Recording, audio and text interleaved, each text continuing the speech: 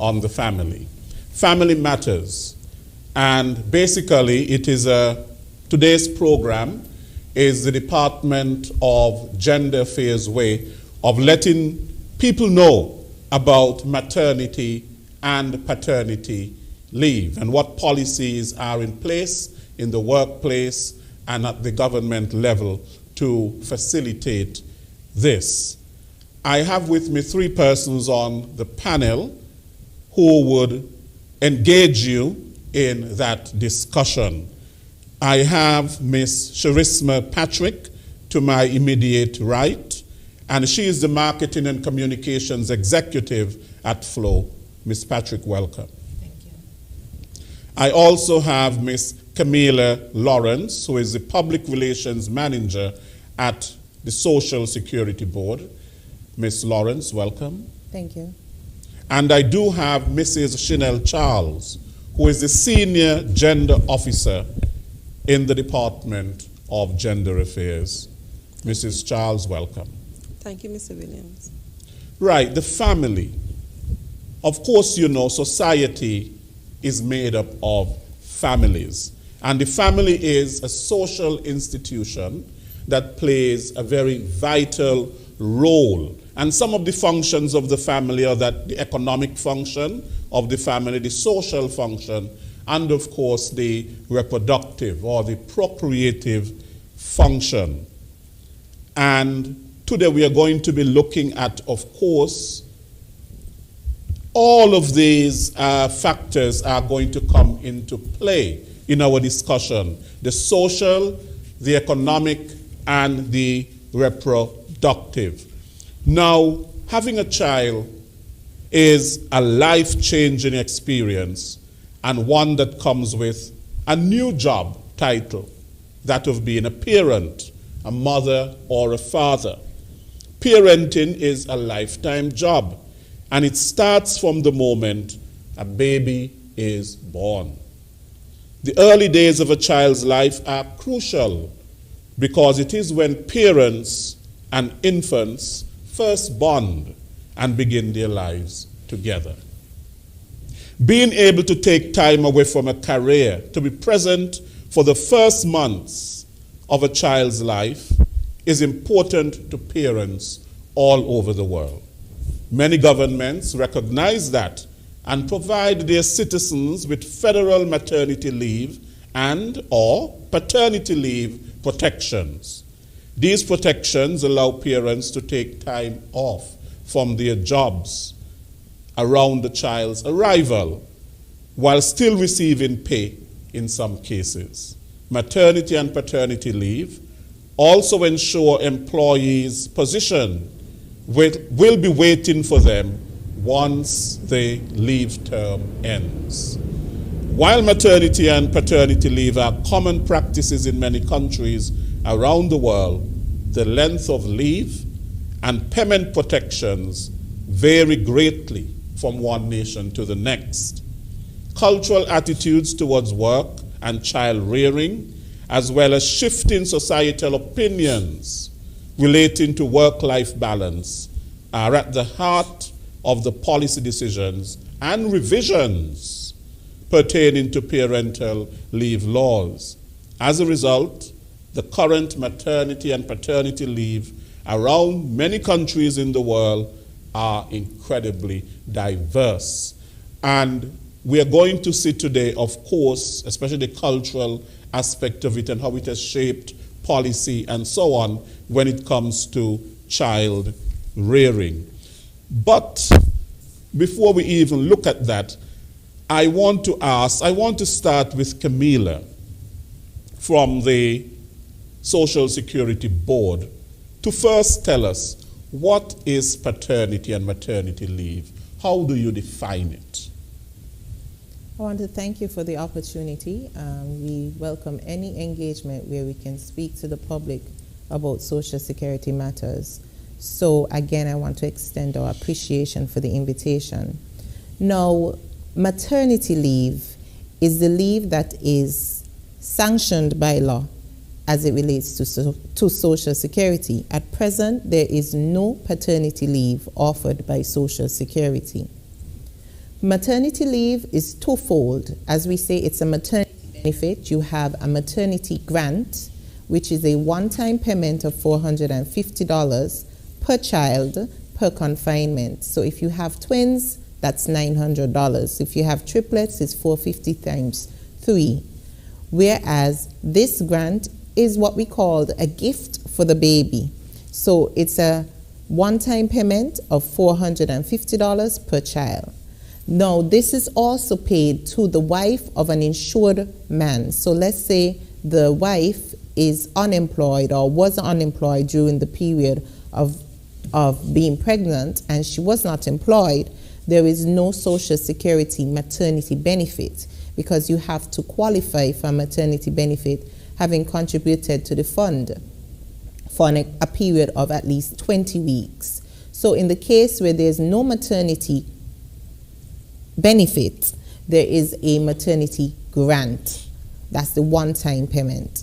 Then there's the maternity allowance, which is 13 weeks. So a woman can claim for 13 weeks as early as 6 weeks before the baby is born. So you'd hear some people say, I'm going to take 6 weeks before the baby is born for whatever reason. They probably need rest. They intend to travel and so on. So they claim 6 weeks before the baby is born and then a remaining 7 weeks after. So a maternity leave is 13 weeks at Social Security. And as I said, for now, there is no paternity leave offered by Social Security Board. Ms. Lawrence, I'm happy that you reiterated at the end of what you said, that there is no paternity leave offered by Social Security. That in itself is very telling in terms of our concept of what child rearing is all about. We can talk to issues of gender equality when it comes to child rearing, and these are probably things that have come about because of certain cultural norms and that need to be revisited, because the mother and father, their role in the early life of the child, those first few weeks, few months, are crucial. As it is at this time, well, we are actually 42 years. Social Security systems are designed to work effectively based on a 30-year model. So we are at the stage of the reform discussion, and these are some of the things that we know would come from the public, as in our previous discussions on what they would like the Social Security Fund to look like. Paternity leave was mentioned. However, we must acknowledge that Social Security's laws were enacted in 1978, and the purpose of Social Security mainly is to provide income to an insured person whose income is impacted at that time. And so the woman being out of work, at home for the childbearing, and then the recuperation, because the wear and tear of a body after a woman has given birth is phenomenal. You're never ever the same after that. So given those elements and what we were then as a society, there was no consideration for paternity leave at this time. But as we move into the reform discussion very soon, in the new year, you'll be hearing lots more about reform. Again, there is the opportunity for the insured populace to say, this is a benefit that I'd like to see included in my Social Security. Certainly. But before we go on, I want to read from the government's statutory rules and order, which pertains to paternity and maternity leave. I will read the maternity, even though that is quite familiar, and then I will refer to the paternity. A female public officer shall be granted maternity leave for a period of 3 months. A female public officer who requires extra days in addition to the period referred to in subsection 1 may, upon application, be granted any vacation leave to which she is entitled immediately after the completion of maternity leave. So that means then she can apply for vacation in addition to the maternity leave and go on vacation, so she will have extended extended time. Where the female public officer, referred to in subsection 2, has no vacation leave she is entitled to, then she may, upon application, be granted an unpaid leave. So we have paid leave and we have unpaid leave, which we will get into a little bit later. A male public officer, look at the difference here, who has completed 2 years' service shall be entitled to paternity leave with pay, subject to the following terms and conditions. The officer shall be granted 5 working days, paid leave per confinement, up to a maximum of 2 confinements during his term of service. The officer shall provide documentation declaring that he is married to the expectant mother, or that he has been in a spousal relationship with the expectant mother for a period of not less than 5 years. The officer shall, at least 3 months prior to the expected date of birth of the child, produce a medical certificate stating the expected date of the birth. Paternity leave will be granted within 2 weeks of the birth of the child. Only 1 period of leave shall be granted, irrespective of whether more than 1 child is born as a result of the same pregnancy. Paternity leave may be taken in conjunction with annual vacation leave. What do we mean by a spousal relationship? It goes on to define a spousal relationship as a marital relationship or a common law relationship in which a male and female have been cohabiting for a period of not less than 5 consecutive years. Where a public officer's child, spouse, or parent becomes seriously ill and requires care, the public officer may, upon application, be granted a compassionate leave for a period of 3 days in order to deal with the family emergency, provided that the public officer would be required to provide written verification of his or her family member's illness and have it signed by a medical practitioner. Now, we are seeing here the disparities between the maternal leave and the paternity leave. And, of course, family forms within the Caribbean. We know what those family forms are, but yet we are still judging a lot based on the nuclear family, which we think is the ideal form of family when it comes to paternity and maternity leave. But we know that the family forms in the Caribbean are rather diverse. Chanel, what do you think about this disparity between maternity leave and paternity leave? And how do you think that this should be addressed? Mr. Williams, addressing it first of all, I think that discussion is beyond me, right? But the disparity I'm seeing here, I don't want to use the word inequality, but it is apparent, it is seen. I think it's a bit heavy on the male side to see that there are so many stipulations that he have to go to just to get 5 days of paternity leave compared to the woman. I think it should be addressed and it should be revisited, but as I said, I think that it's beyond, what I think. Not only is he given 5 days, but he has to prove that he has been in a common law relationship for 5 years with that person. 5 years. So what are we really saying?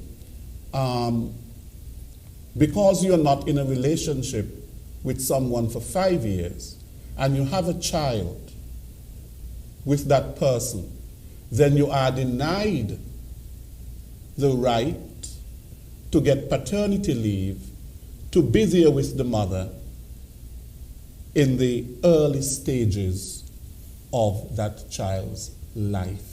But how much assistance, though, can he give to the mother for 5 days?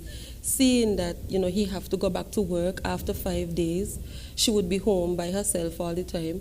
Most times when you talk about co-parenting or in a relationship, you would just have the mother and the father living together. Additionally, of course, 5 days is really nothing. When it comes to the nurturing and the caregiving and so on. And I think those things have come out of our ideas that the mother is the caregiver, the nurturer. She's the one who deals with the home, and all of these concepts that we have of parenting and parenthood. Camila, I see you're bursting to say something there. This is a topic that requires deeper and further analysis other than this opportunity, because really we are the providers at present. But this is a cultural conversation. This is something that has to be talked about, that we have to change our culture, because as an employer myself, there are a number of mitigating factors that employers have to consider. And I'm going to be frank in our conversation. Whereas a woman can only have 1 pregnancy in a year, a man can have 12.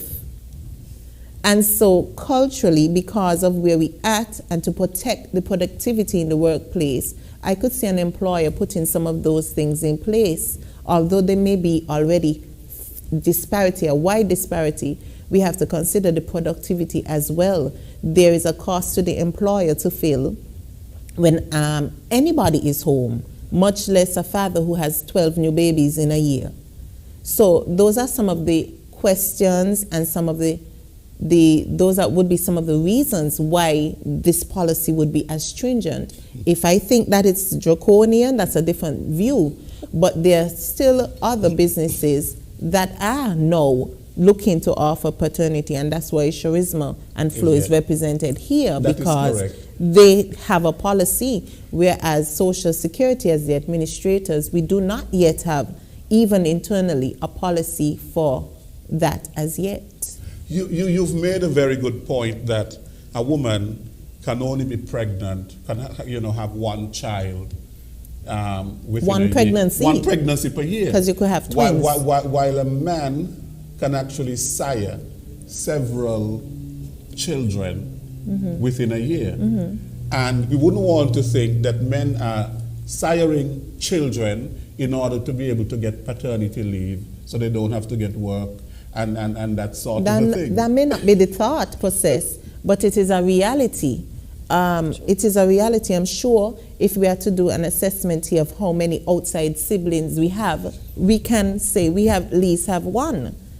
Right? Yes. So this is not a blanket conversation where we could come up with the answers per se, but it is time for the conversation, and we're kind of starting in the middle, really. Yes. But we are here nonetheless. You are correct, and that really goes to maybe why in the statutory rules and order it speaks to marriage. It speaks to marriage, and they want to see some sort of a stability in the relationship, and that is probably why they say 5 years. But let me read something to you from Christine Barrow. I'll get to you, Charisma, in a little while. Christine Barrow, who is a sociologist. And she said that there is a myth about the nuclear family. The institutional ideas about the family in the contemporary Caribbean reflect a bias towards accepting the co-residential nuclear family as the ideal to which we should aspire.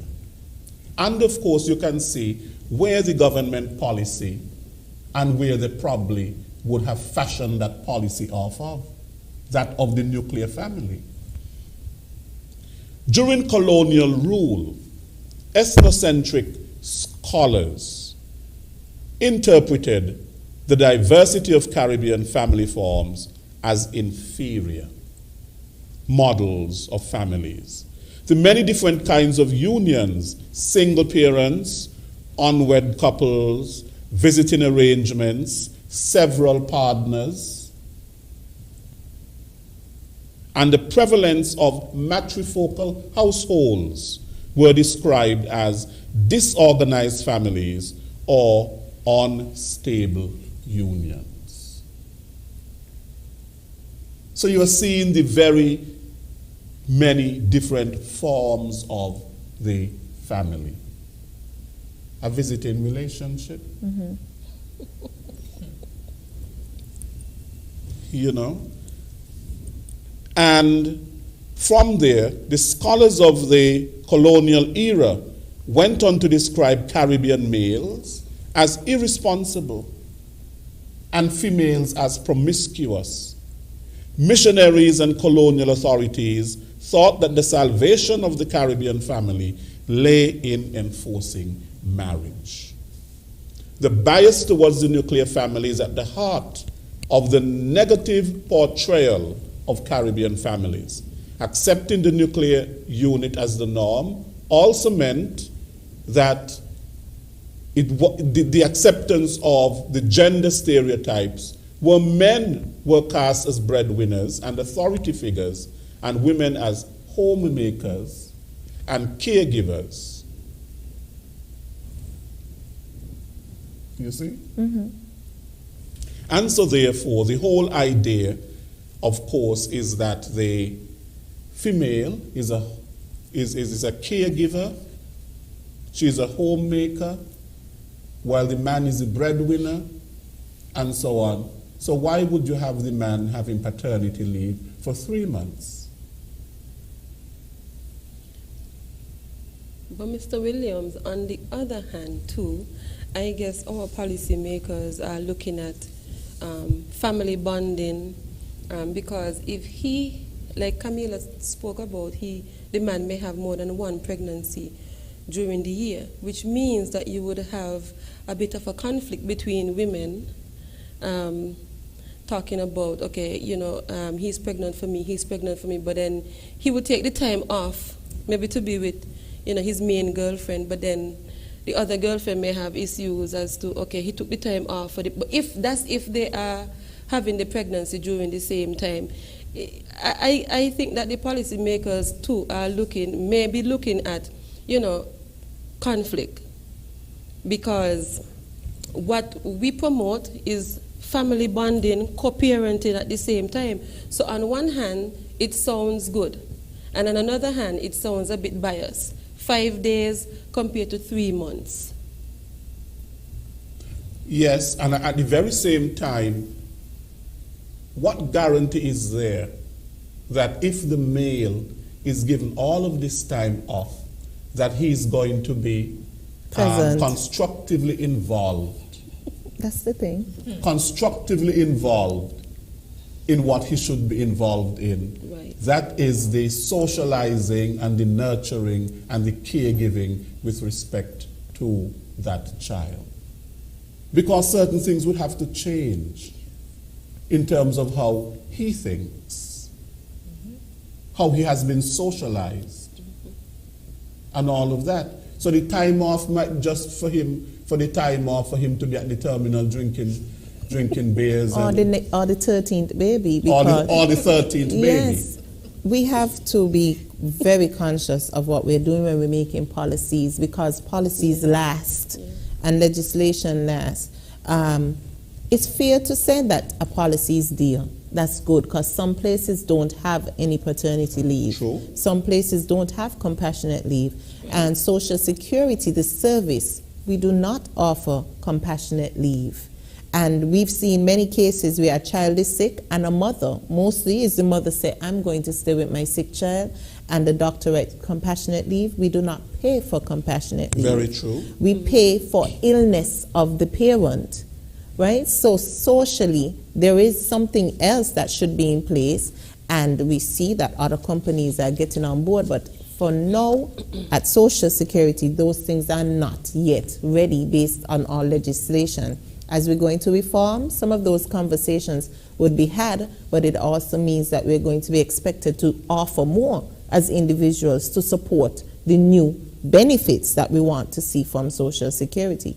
This is a cultural change. This is a whole metamorphosis that will see the type of change that we want to see in order for a paternity benefit to roll out in the realistic way and the most effective way as possible.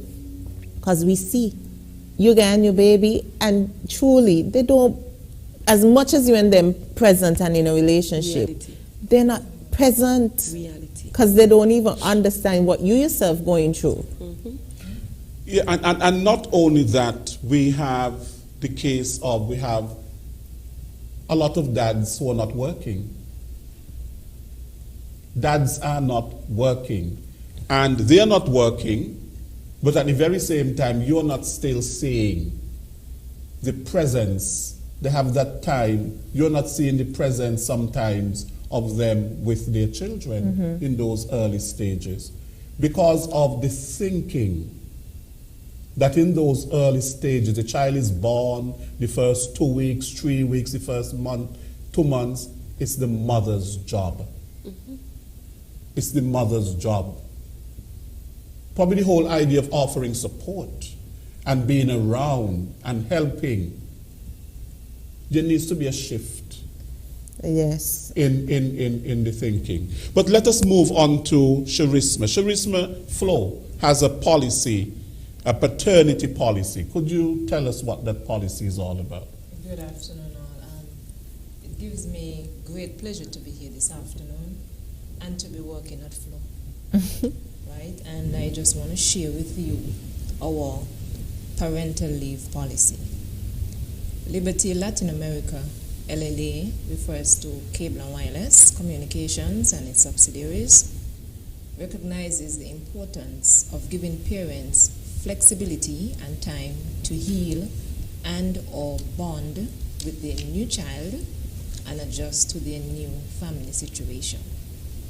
The parental leave policy will be in effect following the birth of an employee's child, placement of a child with an employee in connection with an adoption or foster care, or birth of a child via gestational surrogacy. The parental leave policy was launched on June 1st, 2019. Parental leave refers to both maternity and paternity leave entitlements. Maternity leave, statutory laws of 13 weeks paid maternity leave was always the practice. However, with the launch of our paternity leave policy, expectant mothers are now entitled to 16 weeks maternity leave, 3 weeks more than the statutory benefit. These 16 weeks are fully paid leave. Social Security pays 65% of salary for the 13 weeks maternity leave, and Cable and Wireless pays 35% salary for that period, so the employee receives 100% salary. Additionally, Cable and Wireless pays 100% of salary for the additional 3 weeks maternity leave. Paternity leave, this was not a benefit for our expectant fathers prior to the launch of our parental leave policy on June 1st, 2019. Under the parental leave policy, expectant fathers are now entitled to 8 weeks paternity leave. These 8 weeks are fully paid leave. Paternity leave, however, should be scheduled and approved within the first month of birth and taken within the 6 months immediately after birth, adoption, or placement of a child with the employee. Paternity leave can be taken continuously or intermittently. If leave is taken intermittently, the intermittent leave period cannot be less than 10 consecutive working days. Approved vacation leave can also be scheduled consecutively with parental leave, which includes maternity or paternity leave. So our parental leave policy provides for a 16-week period of maternity leave for expectant mothers and not leaving fathers out of the equation. Allows half the amount of time allotted to mothers to the fathers.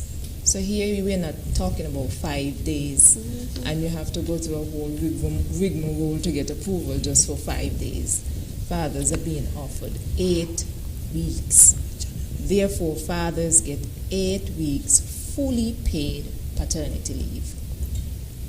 And eligible employees must meet the following criteria, of course. You have to be a permanent full-time employee, eligible as defined by local legislations or contractual terms. However, temporary employees, contractors, or interns do not qualify for this benefit.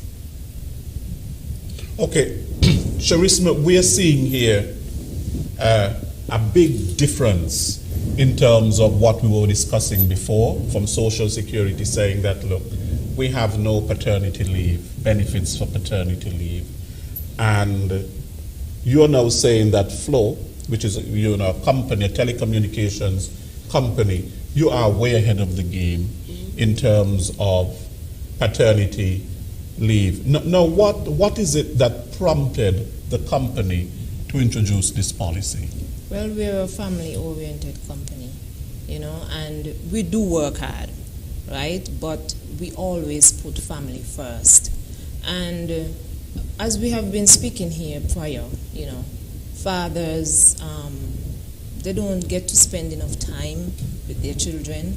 And I am not a mother. I have not given birth to any children, but I am a mother in my own right, because I have nieces and nephews, etc. Right? So those first stages of the child's life, a mother and a father are required to be there. Not saying, the mother gets to spend 8 hours or 24 hours with the child, or whatever the case may be. Yes. Both the father and mother should play a pivotal role in those crucial times, those crucial few months of the child's life. And that is where we came in. We factored in everyone, both fathers and mothers. We're not saying, mothers should get more. Well, mothers do get more time, but, we had to implement this so that fathers can play a more crucial role in the early stages of their child's life. Yes. Now, in doing that, your policy as a company is that you are engendering within the society, families that are more stable. Yes. And also at the very same time encouraging the father and mother to be crucial in that early stage of development of the child. Now, there's a lot of stigma about paid parental leave. There's stigma about it also. Why would there be? Tell us, why would there be? There would be because some people feel that, look, they don't see the whole thing of raising a child as a job. So why should you be raising your child, getting paternity leave, getting maternity leave, and yet being paid? You have been paid to be a mother. You have been paid to be a father. You shouldn't be paid for those things. As far as we're concerned, that is not a job. Your job is to the company. Your job is to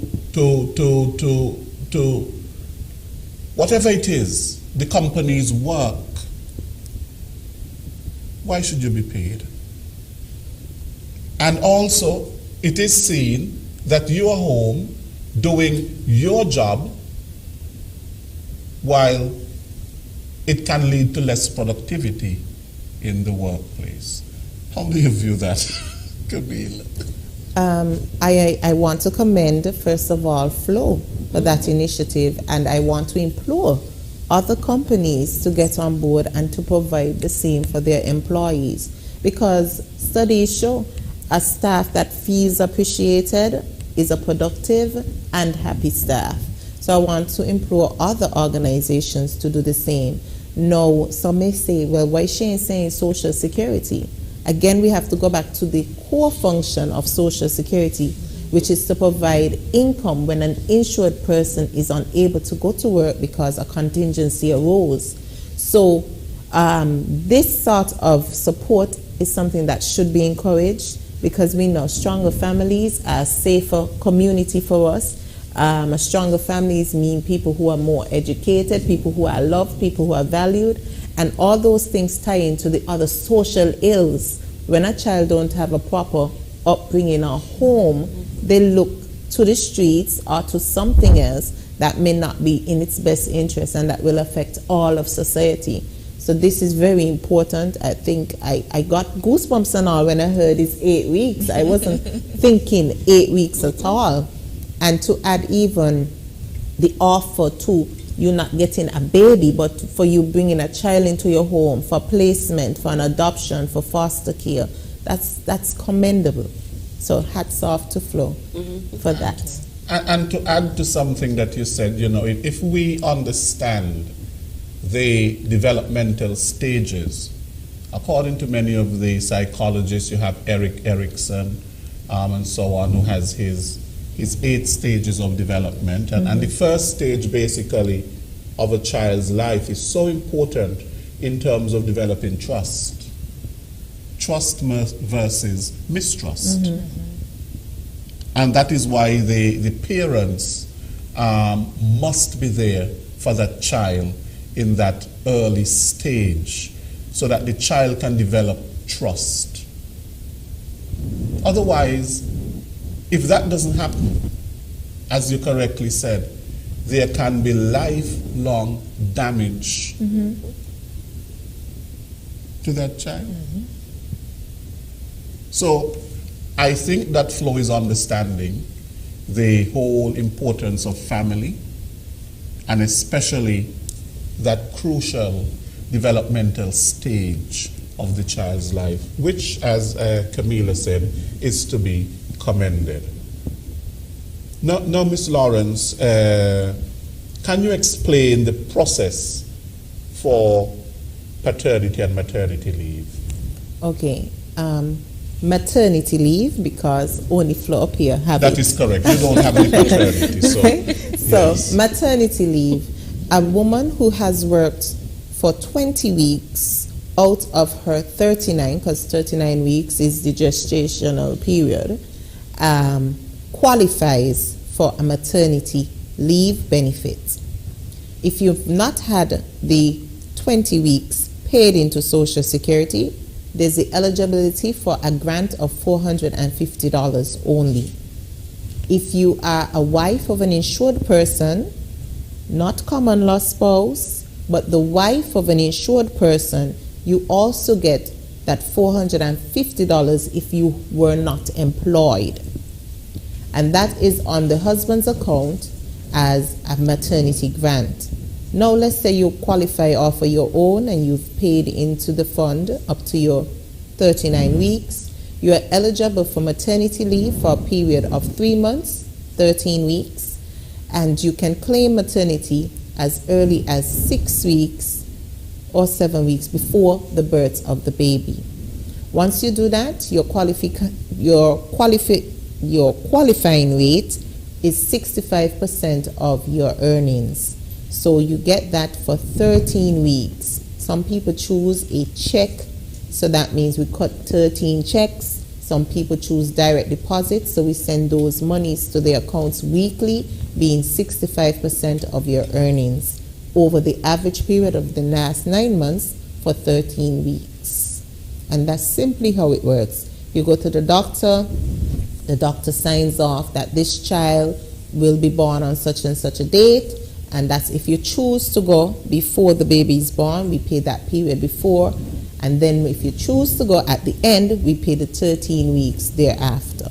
So persons, women, have a choice whether they want to wait the 3 months, and most do. We want to say we work right down to the day, and then the baby born the next morning.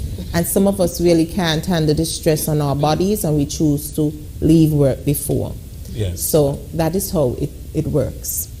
Right. Now, what's the difference between the benefits for a married working woman and a married unemployed woman and a single working woman?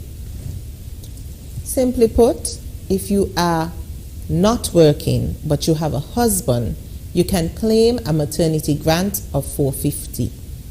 If you are in a married relationship, you work, your husband work, only your contributions would be considered. You have qualified off of your own based on what your wage is.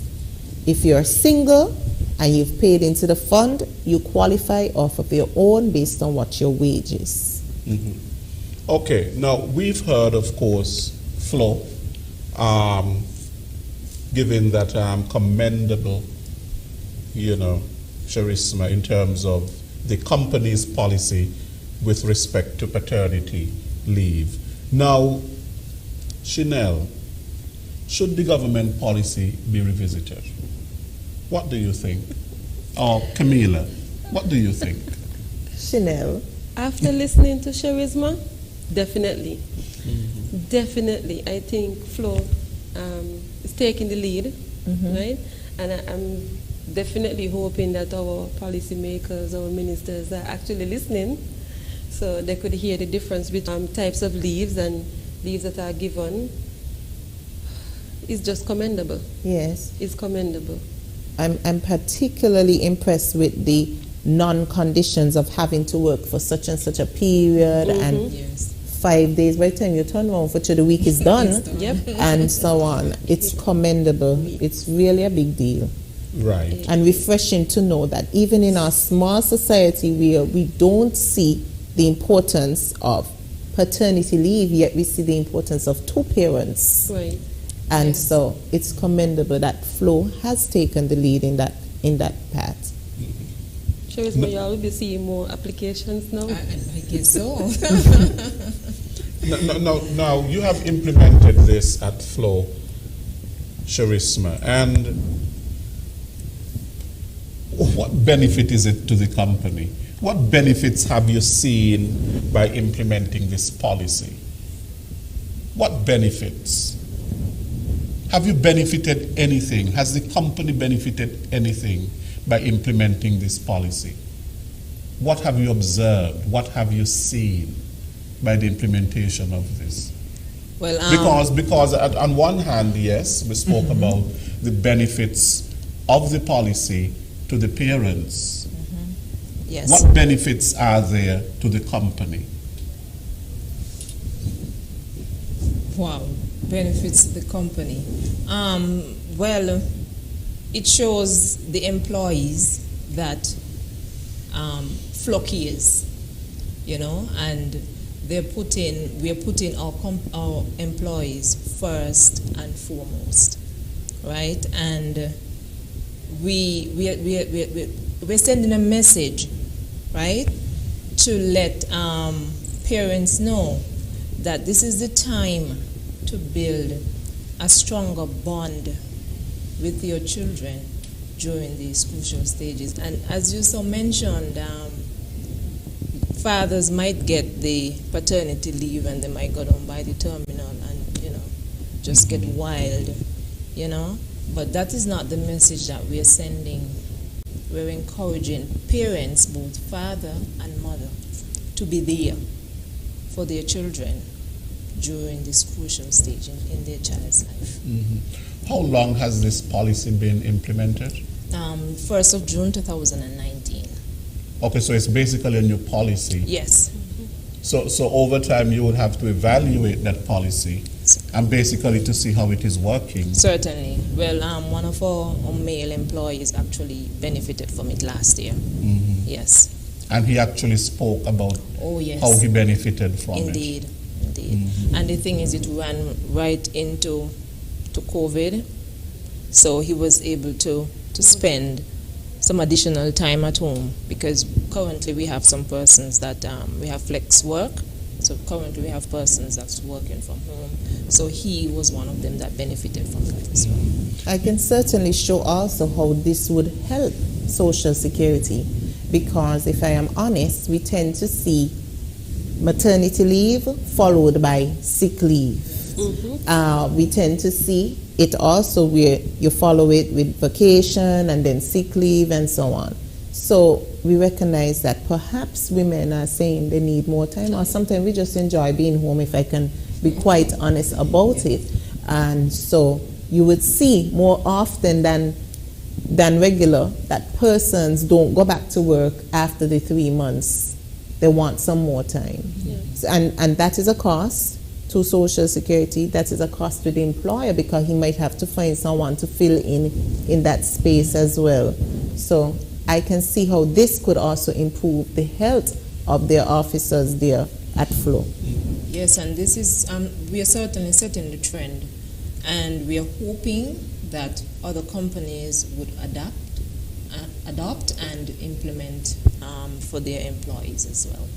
But Camila, I've seen and I've heard women complain about needing more time for breastfeeding, because they talk about the struggle of having the child, whether the 3 months is split in half, so you would have half of that after the baby is born, or you would have the whole 3 months. But then most of them talk about, going back to work, where they would have to express before work, then they're at work, and then, their clothes are all messed up from the breast milk. So I think too, I've heard of other countries that, give more time allotted to the mother for bonding time. So more time is good. It's good. It gives the mother time so she can, get the baby latch on properly, don't have the stress at the daycare where the baby will cry consistently, because attaching on to the breast is different to giving the child a bottle. Because when you have the baby and the baby is on his mother's breast, it feels comfort, it's bonding for the baby. But I can see the stress with the mother and the baby, just giving her half of 3 months. Well, if she decides to take the half of the 3 months or the 3 months, most times I would hear women talking about taking the full 3 months after and then their vacation. So it would give more time to the woman. And I can say also, if you give the 6 months home, we're still going to take a vacation. Yep. Right?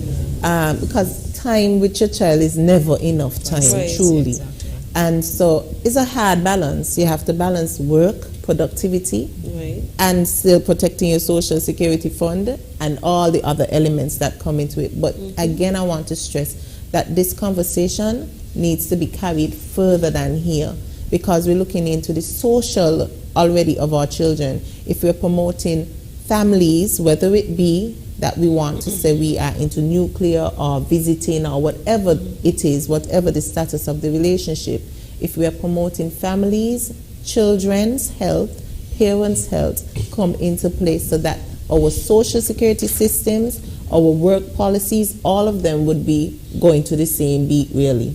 Because we can't be all over, want families, but ain't want the father spend the time with the child. Right. And, or the other way around, wanting the mother to rush back out before she's fully recuperated, because we know we don't find ourselves for about 4 years after a baby. Right. Yes, and one of the reasons why I mentioned in the beginning the whole idea of the nuclear family and seen as the ideal family and the family forms, because there has been a lot of focus on the family forms. In the policies. In the policies, on the family form, rather than the function of the family.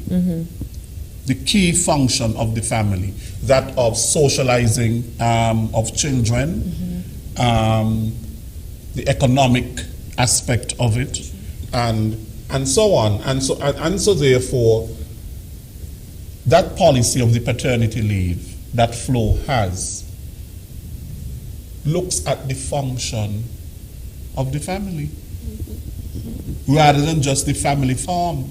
True. You see what I'm saying? So we can have a nuclear family that is very dysfunctional. Yes. And we can have A visiting relationship or a single parent household that functions. So you have to look at the function that the family is providing. We know that we live in a very Christian society, and the church promotes the nuclear family and so on. But at the very same time, you have to ask yourself, after so many centuries, and what was brought to us by the Europeans, why it is that we still have so few nuclear families in our societies? That is a question that we must ask. But yet, our societies are functioning. Our societies are not necessarily dysfunctional. Yes, we can find some dysfunction.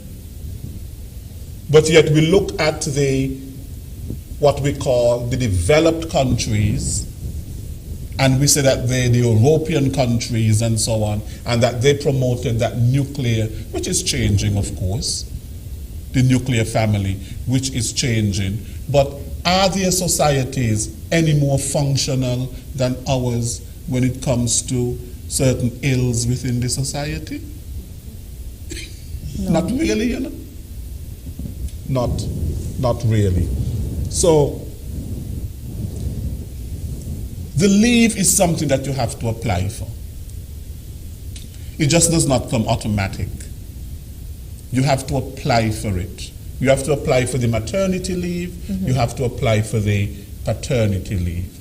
Now, with paternity leave, we still probably have to break down a stigma that is there, because all we've heard about over these years is maternity leave. A man applying for paternity leave, he must be a woman.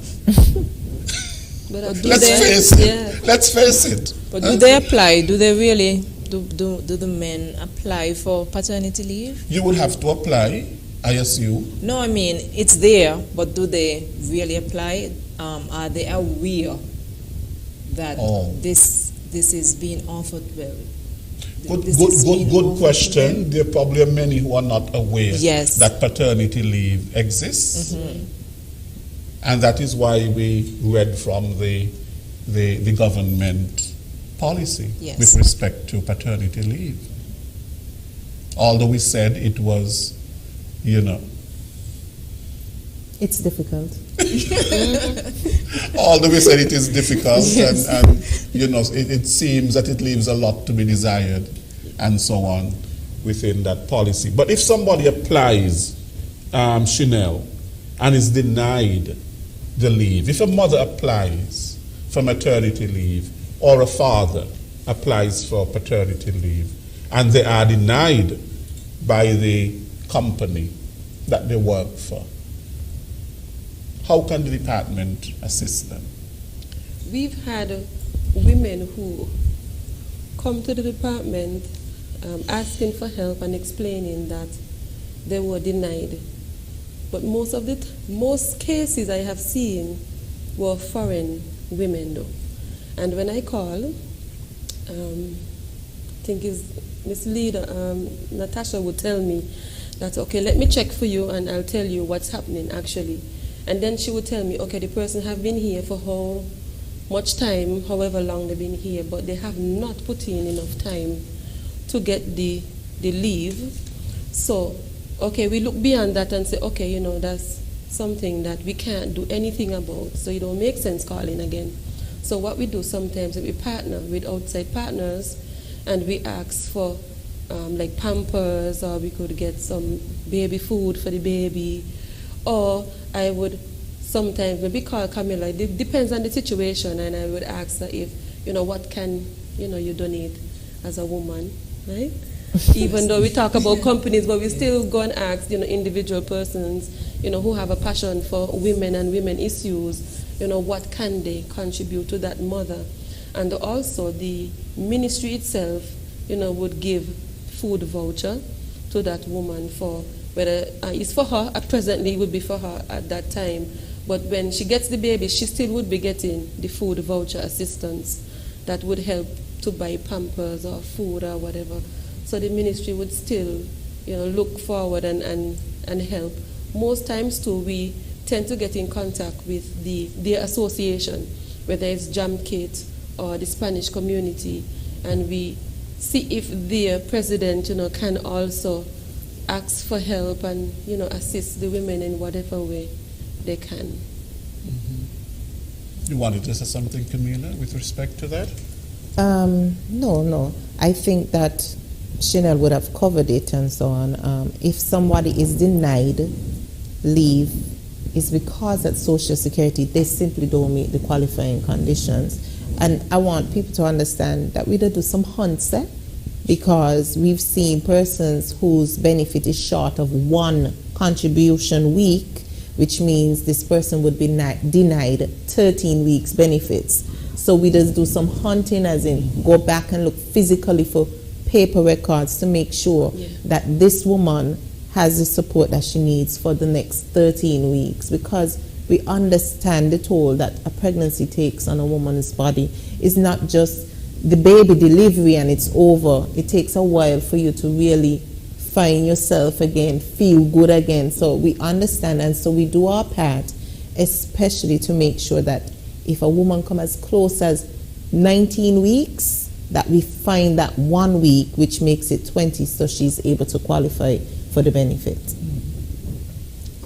Because it raises the question, if you have a pregnant woman, she gives birth and so on, she needs this time to be with the child. And if she does not qualify for the maternity leave, the dad is not working, then basically we have a problem there. It's either she has to go back immediately to work or seek the support of the ministry, as Chanel would have mentioned. But most of the times I would ask the mother, do you know that you can seek maintenance from the court? People don't like to hear that, but it's a fact. So if this is the only way that you are going to bond with your child, so let it be. Seek the maintenance support from the court. That would also help also. You mean child support? Yes. I call it a nice name, maintenance support. Yes. You see, this goes back to it being a social problem. Exactly. Recognizing the systems that feed into the social ills. This here is the middle ground, really, but this is a social ill that we have to nip in the bud from the very conversations that we have in our households amongst the men. And you say, don't cry, you're supposed to be strong, you're supposed to this, you're supposed to that, to us saying, okay girl, it's okay to be soft and so on and so on. Those are the types of conversations that we need to break, and that people understand their role equally and individually. Right. Then we will start to see the type of changes that we need, more than the benefits from Social Security, more than the leave from flow. Then is when we're going to really start to see those changes that we need. It always amazing me, this whole aspect of what we call child support. Because that maintenance that you spoke about, basically going through the court, is basically a financial arrangement. And child support, in all that we're talking here, and the context in which we are speaking, in terms of child support, the maternity and the paternity leave, is not just about the economic aspect of it. We spoke about the social aspect of it, the nurturing, the caregiving, and all of that. And it has been known that women are the ones who nurture and who care and all of that sort of a thing. But at the very same time, those qualities are not just women qualities. Those are qualities for men as well, as you were saying, Camila. And somehow there needs to be a sort of a cultural revolution. Most definitely. In terms of the way that people think, because paternity leave speaks to men being responsible, being involved in the care of their child at an early stage. Mind you, they are called to be responsible at every stage. But that crucial stage of development, Yes. when of course the mother needs most support. But sometimes the truth is that is when sometimes the mother is abandoned by the paternal part of that family. We go back to the forms again, the forms of the different types of families and so on, because we realize a lot of the ills that we're having is because people simply don't take enough time to know each other. Soon after you're pregnant, and then you're expecting the person to be ABC when you really did not spend the time to find out if they're even XYZ. Exactly. So this is where it comes in, because if you have to reach that stage, is either there was a breakdown, total breakdown where you can't see past each other, or you really did not know each other. That is correct, because then sometimes the male probably don't even want to, he don't want to change diapers. He doesn't want to even hear the child crying. The child is crying in the night and so on, disturbing them, and all of that really basically is that of parenting. It's what comes with parenting. Yes. And that is why we say it is a life-changing. It is something that changes your life. Forever. Amen. Forever. That's But some people do not want that responsibility. There are some men who are very responsible, but then there are others who are very irresponsible. They think it's the mother's responsibility. And They think it's the mother's because how they were responsibility. trained as well. Correct. You see, it's socialization. It Yes. really comes down to our social view of what the family is. Yeah, in fact, there are cases when a woman becomes pregnant, the man just starts to behave strange. He runs away, let's face Jump it. ship. He runs away.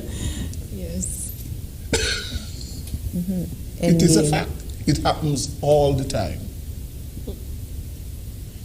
So sometimes that's where you see, the conflict starts right there. So even before the baby is born, there's the conflict. So it's like the baby was born into conflict.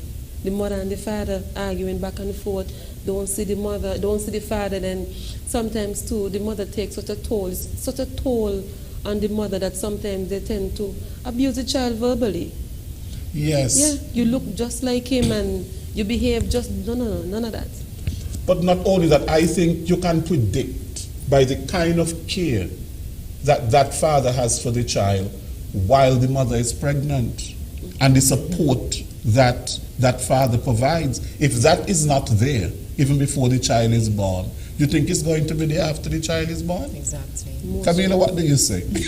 I think you have to look deep before you leave. Seriously, we need to take a look at what we want out of life, what we want our children's lives to look like before we really get into the business of having a child and having a family.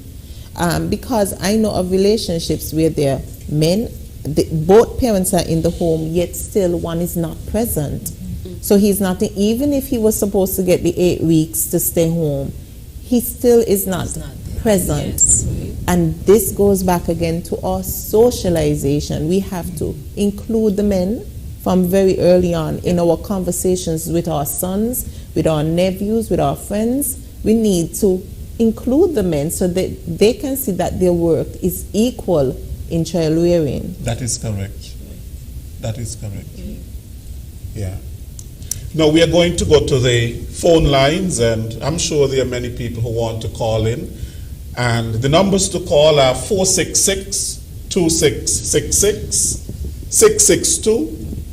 662-8674, 767-4765, and the overseas number 1-239-645-4500. Additionally, we have 2 vouchers to give away today for free fuel vouchers of $50 each. And these vouchers will be for 2 men who will call in. We're talking about paternity leave and so on. And I want them to answer one question. One question. What is the importance of paternity leave? What is the importance of paternity leave? So you'll give me one reason for for paternity leave, and another reason for paternity leave. So therefore, if one person calls and says one thing and they're correct, and somebody calls and says the same thing, you don't qualify. You have to tell me something different. So our men, you have 2 $50 free fuel vouchers that you can win today. We welcome your calls. Right. Now, Charisma, is there anything else that you wanted to say with respect to the policy for flow? I think I covered everything, but so far over 150 employees in 20 markets have already benefited from our new policy, including 105 male employees. Feedback on the policy has been extremely good. When asked about the most important benefit in taking parental leave, 66% said it was the time to build a stronger connection with their child. And this is what we have been speaking about for the entire afternoon, building that special bond. Right. The importance again of the stability of the family.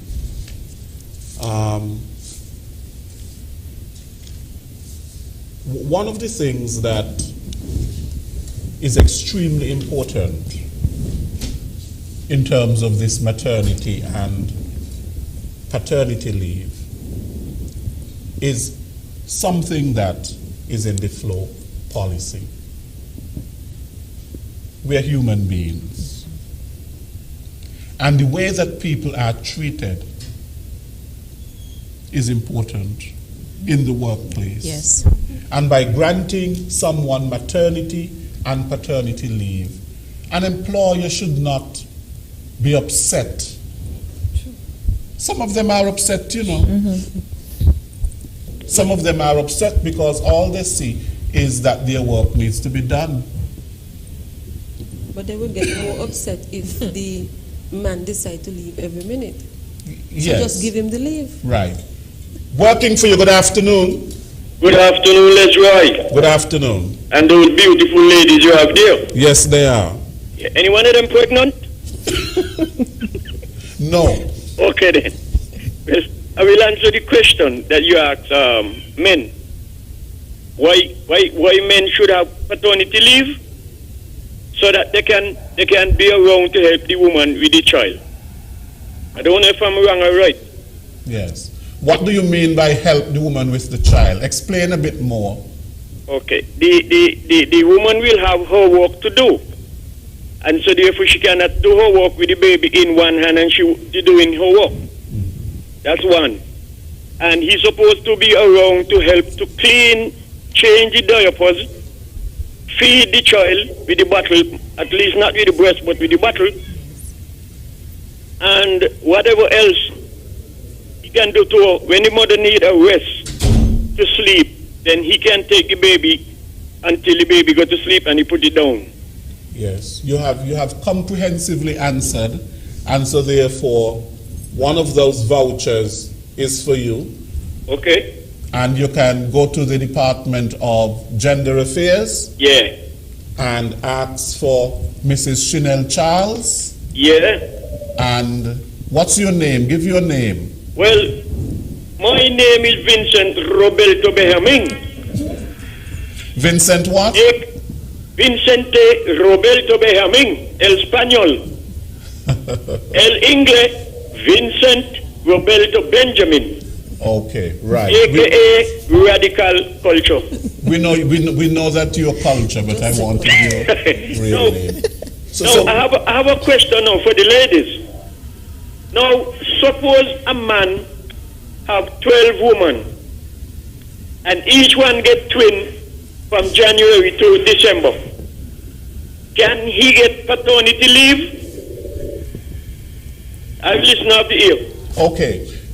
Thank you very much for your question. We have another caller. Okay, we'll thank hold you. that question. Working for you, good afternoon. Good afternoon, Mr. Williams. Good afternoon. I would like to ask one of the ladies in the house, how it is when a parent dies and the parent needs a small child, so child 6 7 years, and only giving them $42 a month and 20 to it. That can't support the child when the parent said I need money in social security. That cannot support the child. Because when you carry a man on the court, the man is still paying $100 a week. So I think if the parents them die and leave money in social security, pack up the children their money, man, with $40-something and $70-something. That can't support the child a month. You agree? Somebody do something about that. Because Social Security workers them, but there ain't a lot of benefits out of Social Security, and people who parents putting in the money in here. That's why they're getting the benefit. So you doing them a little benefit too. Tap up the money. Okay. $40-something and $70-something a month cannot work. Okay. No. Okay, Mr. William, on that, thank you very much for your suggestion.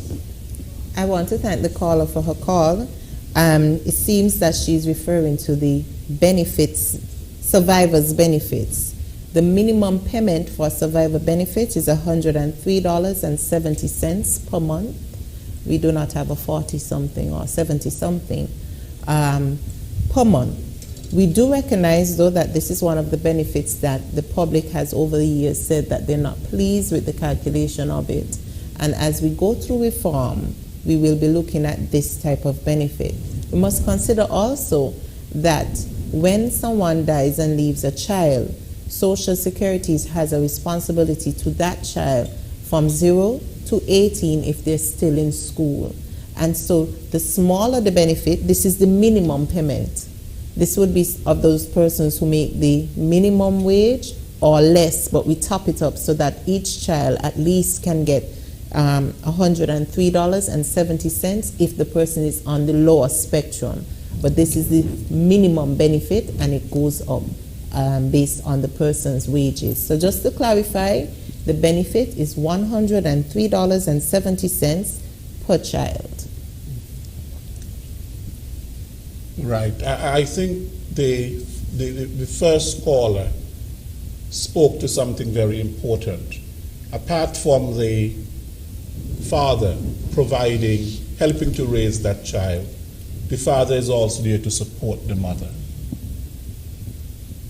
in the home, because the mother has additional responsibilities with raising the child, and he can do housework, whether wash the dishes, wash clothes, iron, and those kind of things. And those things, again, that are traditionally seen to be a woman's job. Correct. Right? So there has to be some sort of a paradigm shift in terms of how our culture views things. Yes. And it comes back to what Camilla has been reiterating all afternoon. And the equal responsibility Yes. in terms of child rearing. That's where the equality comes in. It's not about, one person having more power than the other. It is about the equal sharing of power Yes. And responsibility. in the raising of children. So that caller made a very, very good point. And then the second caller raised a very thorny issue of course, about this whole thing in our society about child support and going over to the court. That I have always seen that as being so embarrassing. Yes. Why should somebody have to take you to the court To support your child. to support your own child? You know the child is yours. Why somebody has to take you to court for that? Camilla used a term, What did you say? Look before. Look deep before you leap. Look deep before you leap. I remember one woman saying to me that, she will raise her child alone. She's not going to go to the court because she finds it such an embarrassing thing, Yes. but she can afford to raise the child Yes. alone. That's correct. But her lawyer can represent her, She don't have to go to court Mhm. once there's a lawyer.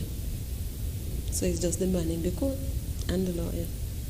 Listen, Your So, business is still all out of there. these are family matters, that we really Yes. have to be looking at. I want us not, for some people it's embarrassing. For some people it's embarrassing. For some people it's sad. Because if I think about it, for me it's more sad than embarrassing. If I have to go to the court to seek the instruction of the law for him to support his child, that is what I'm going to do. No shame about it, because I didn't make a child on my own. And they have some people who has the means and say, I'm going to do it on my own, but then there are others who really don't have the means, and that is what they have to do. But all of these again come back down to our socialization, Yes. how we see each other, how we see the importance of family, of having a child that is not in a tug of war. Exactly. Yes. Because these things are people, and they grow up to be the problems that we are trying to rectify now. Precisely. When we don't recognize that from birth, children need that stability and peace. So through paternity leave, through maternity leave, we're able to do all of this, but then it's more than that. It has to do with how we view each other. Socialization. Yeah, but let's go back a little bit to the government policy, which I find still to be a bit discriminatory, because it says that a spousal relationship means a marital relationship or a common law relationship in which a male and female have been cohabiting for a period of not less than 5 consecutive years. So suppose I have my girlfriend and we're just together for 2 years, and something happens. You get a baby. We have a child. It simply means then that I cannot apply for paternity leave because I don't meet the criteria Yes. to apply for paternity leave. So I am denied all of that we're talking about here, to be able to spend that crucial time to support the mother and so on. It's fair to say Do you that- understand what I'm saying? Yes, it's fair to say that the policy, as we've agreed, could do with a next review, Yes, and indeed. hopefully Flo's landmark policy here that I'm hoping that a lot of employers will reach out to Charisman Acts for, so that they can even coin or adopt theirs a bit, would be the way for us to get some revision there. And perhaps it's not going to happen overnight, but at the very same time, I think one of the reasons why it's not happening fast enough is because the company may see themselves operating at a loss. Here it is that we are paying for maternity leave and paternity leave, and this means that it's a reduction in the number of people we have.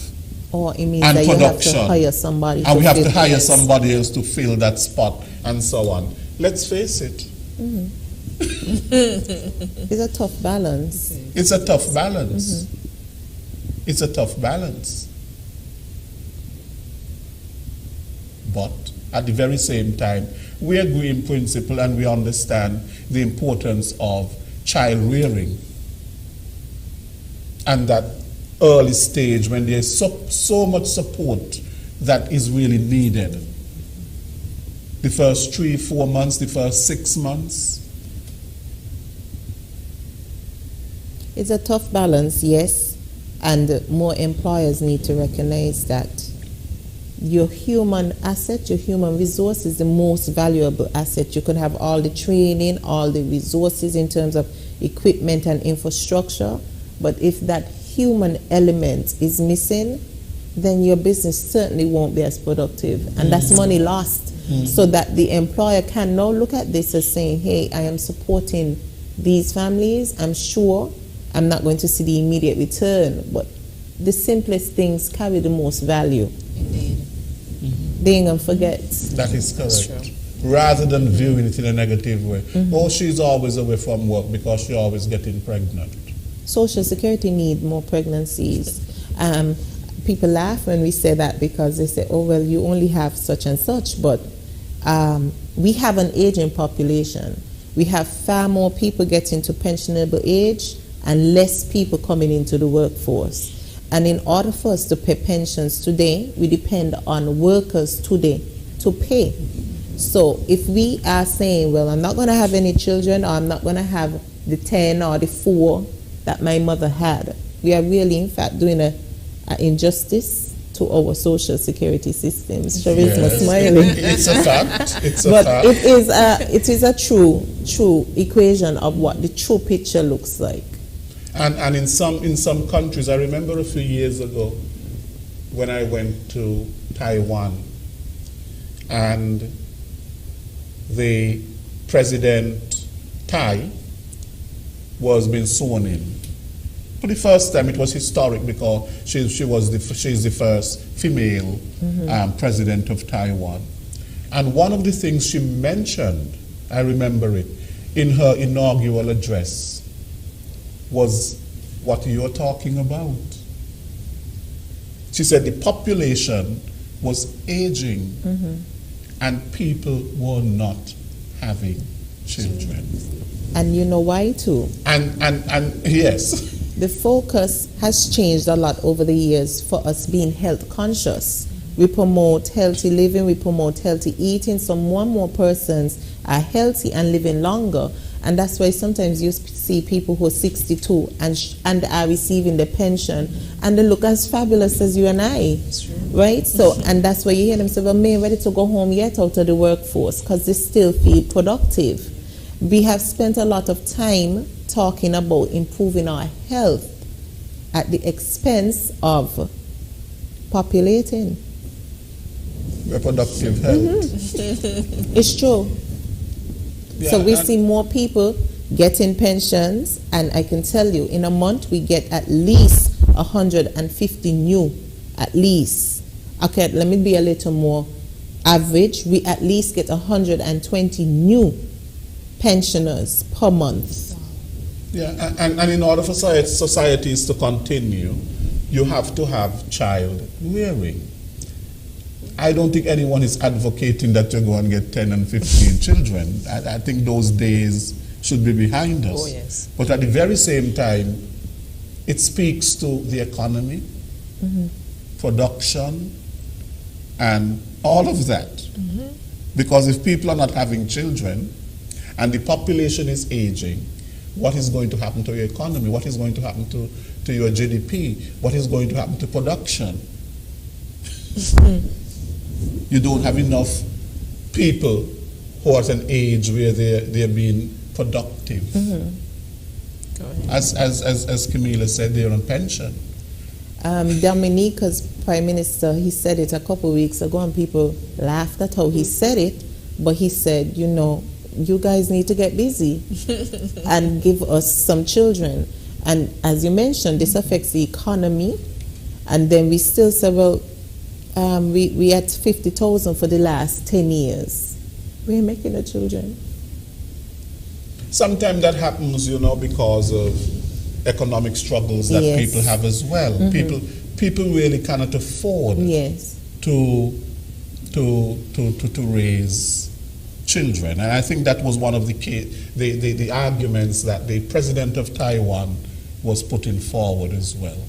You know, so you it's not that people don't want a family, but sometimes it is so expensive to have a family. And so sometimes people do get married, and they're married, but they don't have any children.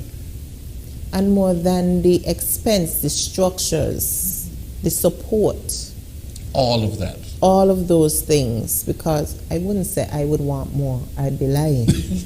But there are people who want more, but because there's not the support, they don't have the mother at home to look after their child, they don't have the means to work and still continue to work after the hours because their child is in good care and stuff like that. So the structures are missing. Yes, and that is an important point that you mentioned, Camila, the network of the kin that constitutes the family. Sometimes you have the godmother and the godfather, you have the extended family, and everybody chips in. Or the favorite aunt, like or the favorite mom. aunt, and so on. And sometimes you see that structure that is crumbling. It is crumbling. That support is basically crumbling. But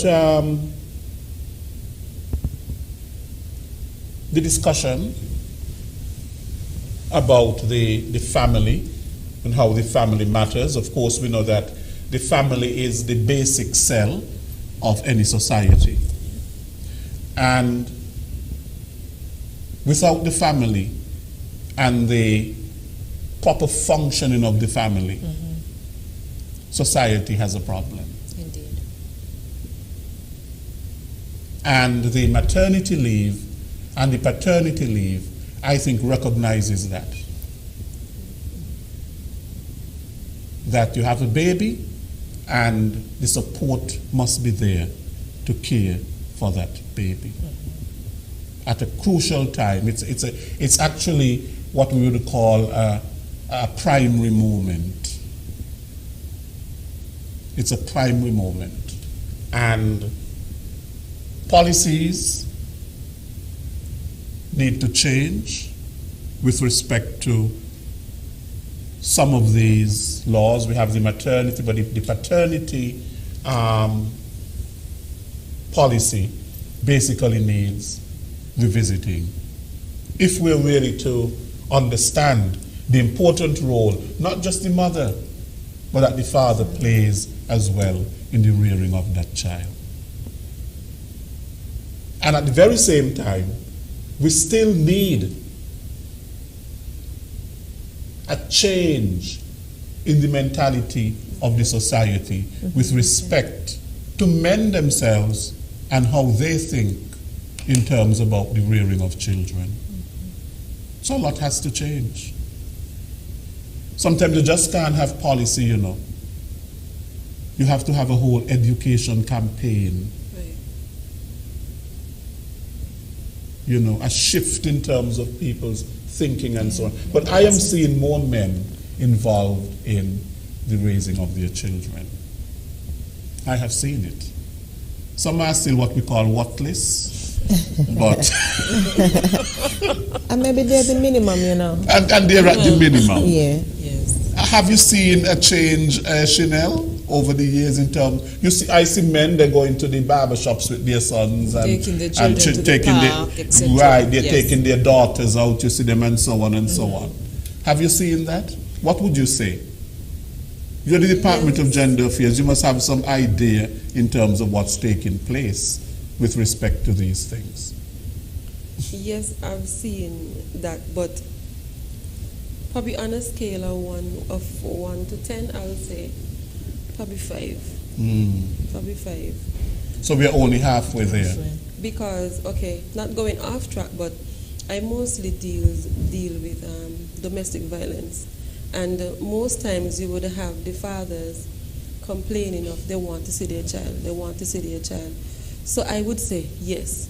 So even though there's a separation going on with the mother and the father, you would still hear the father complaining, she's not letting me see my child. And I would say you have to wait on the court.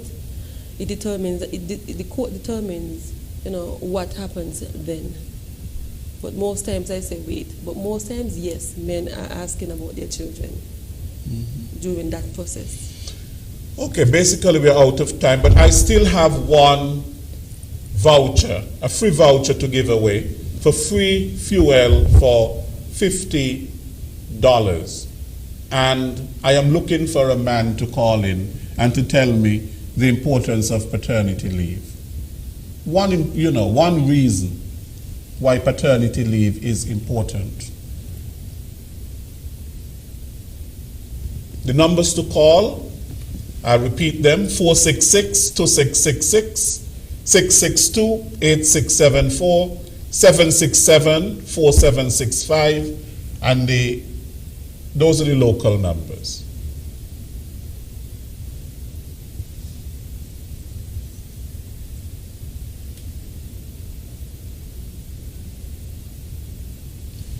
We have no callers. I guess they maybe the conversation has been too heavy. But truly we need to recognize our role that we all play if we really want to see changes in our society. It's more than just the leave. There needs to be structures in place, not just in policy, but in reality, in terms of in spaces where you could go with your children, like green parks and, swimming facilities and so on. We need to have a more gender-sensitive community as well, where roles are not so much a man role or a woman role. That it wouldn't be such a surprise to see a father combing his daughter's hair. Things like that, or cooking a meal. And the conversation to change where your male friends don't say, oh boy, Mr. Mama, because he chooses to be home where his partner is out, so he has to take care of the children and so on. So there needs to be a total shift in how we see ourselves in the bigger picture. That is correct, and I applaud basically that gentleman who you said had paternity leave. Yes. And he spoke today. We do have a caller. Working for you, good afternoon. Yeah, Leroy and the ladies, me again. It's you again? Okay. Yes, I want another man to win another won the question. Yes. But you know the reason them ladies, tell the ladies be careful how they say Social Security want more pregnancy or whatever it is. Because a man will never tell a woman he done with that. But woman like to tell man who me, sharp shot, he done with that. So, thanks, sir. You don't blame us. Okay. And Singapore is asking for people to come there to get babies. Yeah. Because the population, senior citizen population is going down. So men have a lot of opportunity, man. We have a lot of option to choose. Who make. God, man don't say, oh, done with that. But woman like to say, who me done with that, man? Done with that. Yeah. Anyway, have a good day. Thank you so much. Okay, we are out of time. And I really want to thank you, Charisma, Marketing and Communications Executive at Flow, Charisma Patrick, for educating us in terms of Flow as a company and what it has in place for paternity leave. It is quite admirable. I thank you, Miss Camila Lawrence, who is the Public Relations Manager at the Social Security Board, and of course, who is no stranger on the media channels. She always educates us about Social Security and our benefits and our rights and what is happening with respect to that. Thank you very much, Camila, and thank you very much for your advocacy in terms of the revisiting of the paternity leave policy. And thank you, Mrs. Chanel Charles, who is Senior Gender Officer at the Department of Gender Affairs. Chanel, of course, you are always welcome here, all of you, and you always come and show what the Department of Gender Affairs is doing in terms of bringing about gender equality, people understanding, their roles and that sort of a thing. And Camila touched on quite a bit of it, how there has to be change in our society with respect to that, how we view these. Sometimes we have these things boxed in. or this is what a man should do and this is what a woman should do. And you know, we need to change some of that sort of a thinking. Men should be more involved in the raising of their children at a very early stage of their development. And that is why the paternity leave is important. So thank you to all three of you. Thank you. Thank you, Chair. You have been listening to another edition of Working for You. Thank you very much to our callers and all of our listeners to today's program. Next week we'll be back with another Working for You program. Until then, I am Les Roy Williams. Take care.